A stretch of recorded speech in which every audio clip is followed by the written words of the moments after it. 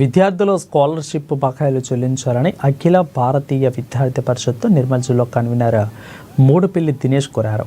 శనివారం ఏబీవీపీ నాయకులతో కలిసి వివేకానంద చౌరస్తా వద్ద ధర్నా నిర్వహించారు. తెలంగాణ రాష్ట్రంలో 8,900 కోట్ల స్కాలర్షిప్ పెండింగ్లో ఉన్నాయని, గత 9 సంవత్సరాలుగా స్కాలర్షిప్లను విడుదల చేయడం లేదని అన్నారు. వెంటనే విడుదల చేయాలని డిమాండ్ చేశారు. లేని ఎడల రాష్ట్ర వ్యాప్తంగా ఉన్న పెద్ద ఎత్తున ఉద్యమానికి సిద్ధమవుతామని హెచ్చరించారు.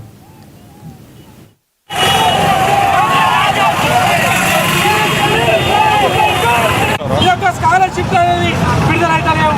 ఈ యొక్క కాంగ్రెస్ ప్రభుత్వం వచ్చి 3 సంవత్సరాలు అయినా కూడా ఇప్పటి వరకు ఒక్క స్కాలర్షిప్ కూడా విడుదల చేయడం లేదు. అలాగే దసరాకి మేము 1,200 కోట్లు ఇస్తాం, 2,000 కోట్లు ఇస్తాం అనుకుంటా హామీలు ఇచ్చిందే తప్ప ఇప్పటికీ ఒక్క రూపాయి, ఒక్క పైసా కూడా ఇవ్వలేదు. అలాగే ఈ యొక్క విద్యార్థులను చిన్న చూపు చూస్తున్న ఈ యొక్క రాష్ట్ర ప్రభుత్వం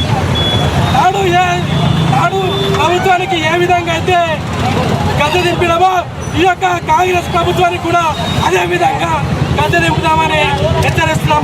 ఈ యొక్క మంత్రులు కావచ్చు, ఎమ్మెల్యేలు కావచ్చు, ఎవరైనా నిర్మల్లో రాని, నిర్మల్ వస్తే వాళ్ళ సుమారు